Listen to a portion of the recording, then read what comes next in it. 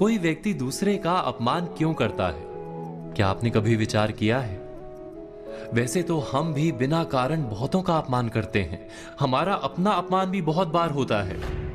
संसार का सारा व्यवहार एक दूसरे का अपमान करने पर टिका है। जैसे पति अपनी पत्नी का अपमान करता है, पिता अपनी संतानों का अपमान करता है, नौकरी देने वाला अपने नौकर का अपमान करता है, अर्थात जो भी बलवान है वो निर्बल का अपमान करता है। यदि हम शक्तिमान हैं तो अपमान के बदले में लड़ाई करते हैं, और यदि लड़ने की शक्ति नहीं होती तो हम अपमान सह लेते हैं, स्वयं को निर्बल और असहाय मान लेते हैं। हमें छोटे होने का एहसास होता है। ऐसा प्रतीत होता है जैसे हमारी आत्मा कुचली गई हो। किंतु कोई किसी का अपमान क्यों करता है? हम विचार कर रहे थे कि जब अपमान होता है तो मनुष्य को अपनी निर्बलता का एहसास होता है, और निर्बलता का बोध मनुष्य को कुचल देता है।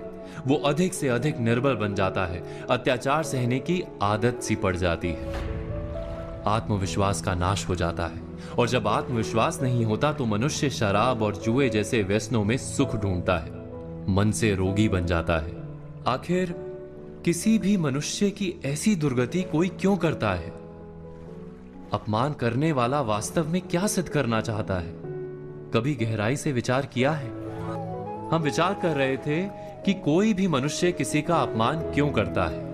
वास्तव में हम किसी का अपमान करते हैं उसकी निर्बलता सिद्ध करने के लिए, यह बताने के लिए कि हम अधिक शक्तिमान हैं। अर्थात वास्तव में अपमान करने वाला स्वयं अपने आप को शक्तिमान या बलवान सिद्ध करने का प्रयास कर रहा है। अपमान करने वाला हकीकत में अपनी शक्ति से आश्वस्त नहीं है, उसे अपनी शक्ति पर भरोसा नहीं है। दूसरों को चुनौती देकर वो अपनी शक्ति पर विश्वास प्राप्त करने की कोशिश करता है। क्या ये सच नहीं? हम बात कर रहे थे कि जब हम किसी का अपमान करते हैं तो वास्तव में इतना ही प्रकट करते हैं कि हमें अपने बल पर भरोसा नहीं। हमें ये संसार एक अविरत संघर्ष प्रतीत होता है, कभी ना रुकने वाली एक जंग सी दिखाई देती है। हम अपने निकट आने वाले सभी को प्रतिद्वंदी मानते हैं, फिर वो पति या पत्नी ही क्यों ना हो। हमें निरंतर लगता है कि हमें अपनी शक्ति सिद्ध करनी होगी, अन्यथा हमारा शोषण होगा, हम किसी के गुलाम बन जाएंगे।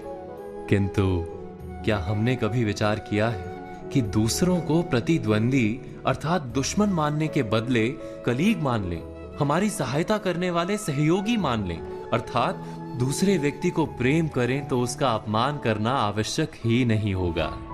किंतु प्रेम करने के लिए आत्मविश्वास आवश्यक है। जिसे अपनी शक्ति पर विश्वास नहीं, वो प्रेम कर ही नहीं सकता।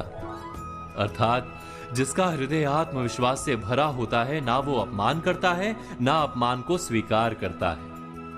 क्या ये सत्य नहीं? इस तथ्य पर विचार अवश्य कीजिएगा।